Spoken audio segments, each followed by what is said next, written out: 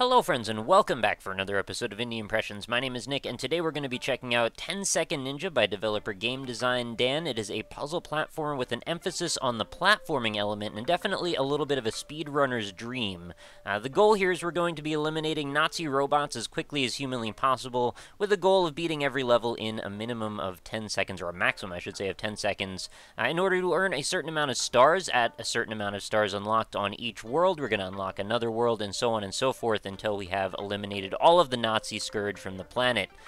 So we're going to be playing as a ninja, of course, and we're going to have a couple of options at our disposal. Let's just very quickly look at the options menu. We'll get into the beginning few stages here. So there's our music and SFX volume. We got window settings here, nothing too wild and crazy. We can rebind keys, we can change our language, we can turn on or off censorship, and we can check out cutscenes, of course, and then, of course, our credits. Pretty lovely little credit sequence, of course. I think this is kind of hilarious, actually. I'm not sure what this ninja aesthetic reminds me. I think there was something called Ninja Town, maybe? That might have been a thing a while ago. Anyway, I don't want to belabor this too much, but very cool little thing. Let's just jump right into the game. I am using a 360 controller, in case you were wondering. I have only played about maybe 15 minutes or so of this, and as you can see, BizSnap and JSmithOTI are leading on my leaderboard, so there is a little bit of a friendly competition between you and your friends when you're getting into this one. And you can see there's, I think there's a total of 40 levels. Each, I believe, has a boss at the end of it, and it drives you to really push for a better time on each level. I mentioned that it was sort of a puzzle platformer in that each time when you try to get a better time, you've got to figure out a more and more increasingly precise way to navigate through the levels. So let's start out here. I'll go over the controls. I know we don't have a huge amount of time, but basically we control our little blue ninja with the analog stick, of course. We've got X for our katana, for a quick slash to eliminate one of these Nazi robots, and then we can hit B to use a shuriken, and we've only got 3 of those in total. So we want to knock this level out as quickly as humanly possible. The path that I've discovered that seems to be the fastest is something like this, and my best time is 2 seconds, 0.08. So we've got to try and get below that for a 3-star rating, and it's going to take a little bit of perfectionism for that to even be possible, because as you can see, I can't even hit my best time again. 2.10 there, and kind of screwed that one up a bit. So for people who are really into working out and optimizing paths, and I mentioned speedrunners specifically, I have a feeling they're going to get really into this one, trying to get the best possible time. I am sort of into that myself, although I found that even at my very best optimization, I'm not sure that I was really doing this as fast as I possibly could. How else could I really come up with a better path here? I still need to get 0.08 faster, and that's going to bring me down under 2 seconds.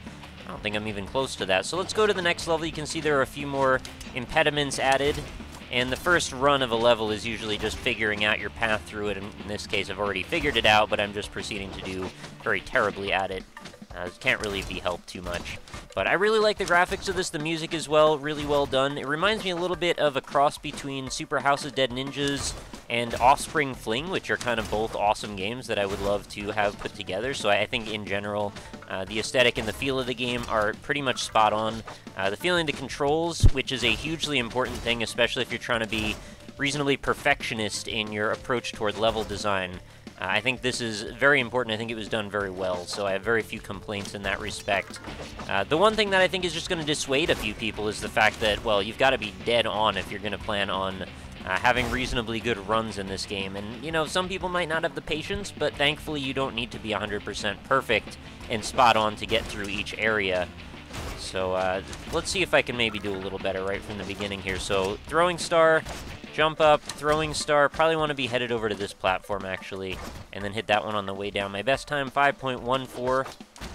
I think I could certainly do better on that. We do have a double jump, of course, which is great, but our character does not seem to be able to wall jump, which is a little surprising for a ninja. I'm not sure what self-respecting ninja can't wall jump, but I guess we found one. He still gets the job done for the most part, though, so I can't be too upset at him. And I do like that there's little, you know, flourishes. Oh, I got a new record and pulled another star off on that one, which is a little surprising. I didn't think that was my best run. But I was just going to mention that there's little flourishes, like the fact that when you kill one of the robots, some debris comes out of them, which works pretty nicely. Then let's just jump around in here. I used up my double jump faster than I expected, and my best is 4.66. That was a horrible, horrible time. Let's see if we can find a better way to do this. And I already see what it is. Let's look at this a different way. We've got a throwing star right, immediately jump up, and then a throwing star here will pass through both. And there we go. New record already accomplished. So now if we just work on that time, try and knock it down a little bit lower even, maybe we can come up with a better time. And I think this is the majority of what the game plays like, with the exception of the boss fights, which are a little bit more trial and error because, well, you still are going for a best time, but you also have to stay alive. And from my experience so far, staying alive hasn't been a huge problem, but I am still just in the first area. And as you can see, this the forest area, the first chapter, seems to be, you know, very simple stuff. We're not too into crazy platforming elements right now. This is just jump around, see what you can do. And I love how when you die, or when you finish the course, if you happen to be over spikes or over a pit, the character will just fall down into the spikes and bounce around for a while, as you can see. Just kind of, oh, in this case he fell and then bounced once. But I've had him actually bounce on top of the spikes a few times. So this is, I think this might be one of the last levels of this chapter. I don't want to show off too much, but I just want to show off enough that you get a taste of what to expect. Alright, maybe there's another one yet. Oh, got 3 in 1 there. And bam. There we go. So now we fight some sort of Mecha Hitler for the end of the first level or first world, which is a little surprising. You'd think Hitler would be like the final boss, but maybe he has multiple forms. Who knows? So as long as you know when to double jump, you're pretty much good to go. Oh, you don't get ammo, apparently, in that boss fight, and I got an achievement for that, so who knows. My best involved 2 stars. I was not able to pull that off on this one. So that is the end of Forest. Let's try out the Canyon, for which I have none of the stars, and I have not even begun this one. Oh, and there's actually some exposition elements I didn't even notice. We're being slaughtered down there. We need... What are you doing? Hitler's painting, apparently. He's just a little ball head. Almost reminds me a little bit of like an Edmund Macmillan presentation, which is definitely probably a good thing, I would say. What do you want?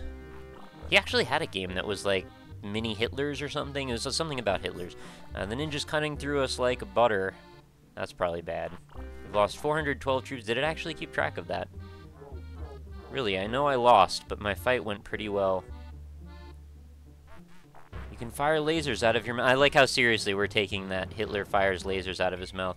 I was born that way. And that's fine, but we have no means of attack. Uh-oh. Sounds like the robots might be getting an upgrade. We just kind of float there defenseless. I kind of like that they floated there defenselessly. You think that might be affecting morale? Well, I mean, yeah, but that's not really my point. Very well, we'll cheer the troops up with a party. That's probably not what he was expecting. Get me my finest party hat. And the weapons?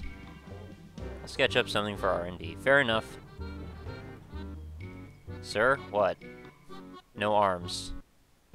Oh, yeah. Get out.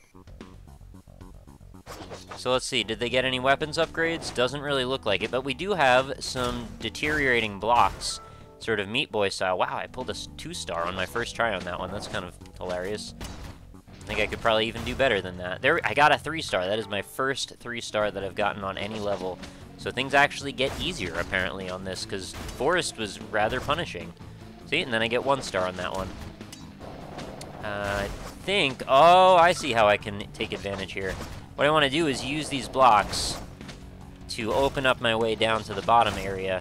Or, I guess I could probably... Wow, if my aim was a little better, maybe I could also do something like that.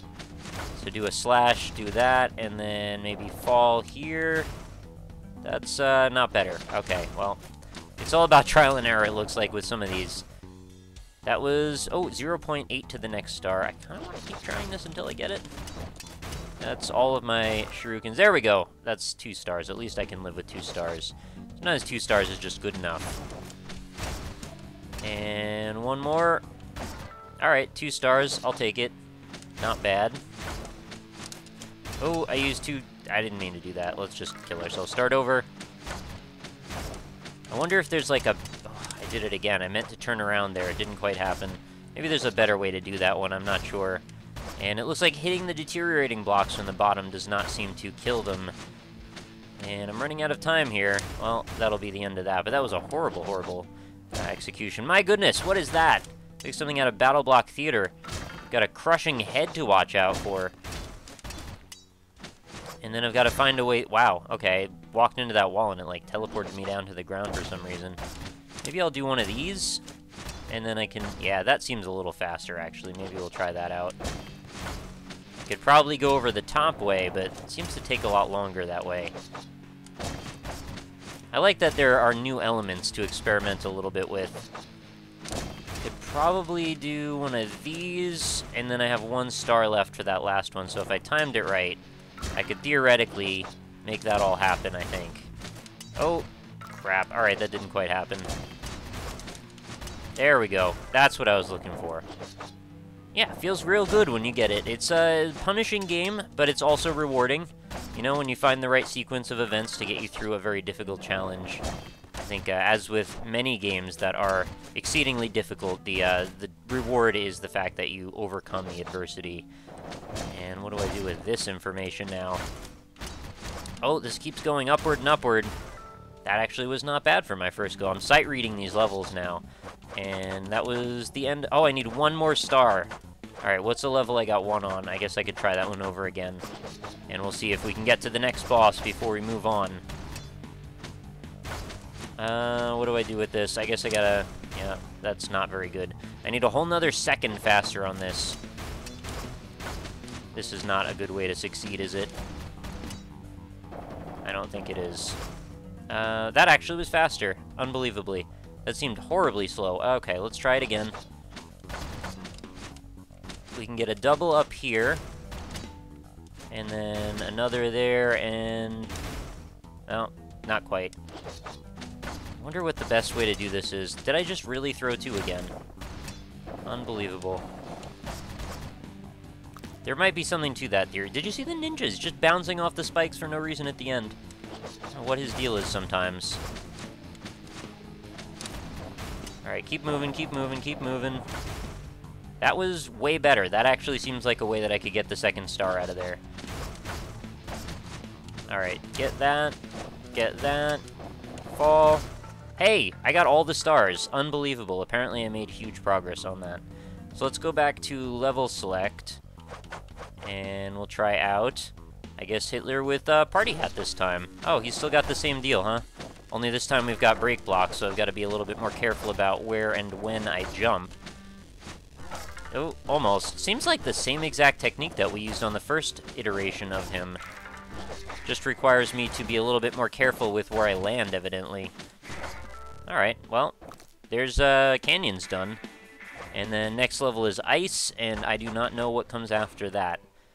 And, well, I'll spare you another cutscene because I just don't really want to spoil the hilarious interrogatives between the areas. So, that's been 10 Second Ninja. Very cool game. Highly recommended, especially if you want to compete with some friends on the leaderboards. Apparently, I did better on Canyon than I did on Forest.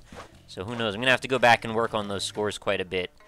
But generally, very favorable impression of 10 Second Ninja. I would definitely recommend it. Thumbs up all around. I will put a link. It's not going to be available quite yet when this video goes up, but definitely go check it out on Steam, and go ahead and grab a copy as soon as it is. It's probably going to be, I think, about less than a week or so from when this goes up.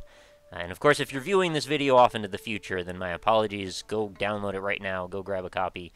But that is going to do it for another day, guys. Link's going to be in the description for the game. Check out my other social media information if you feel so inclined. If you want to find out more about me, you can check out my Twitter, my Facebook, my Twitch page where I stream, and of course, indie-impressions.com, the series homepage where essentially you can check out all 700-ish plus episodes by the time...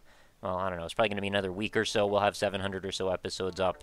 So there's something for just about everybody. If you're into indie games, come back every day. New episodes go up on the daily. So I hope to see you back for that. If you enjoyed the episode, let me know. Comments are definitely welcome. And of course, let me know your opinions on this game. And if you have any recommendations for games to cover in the future, I am always open to them. Although I do sort of have my own little weird plan of what I'd cover on what day. But anyway, hope to see you back again tomorrow. Thank you, everybody, for watching. And I hope you have a lovely night. Talk to you later. Hello friends, and welcome back for another episode of Indie Impressions. My name is Nick, and today... Hello friends, and welcome back for another episode of Indie Impressions. My name is Nick, and today we're going to be checking out an upcoming game called 10 Second Ninja by developer GameDesignDan. This is a puzzle platformer with a bit of an emphasis on the platformer elephant.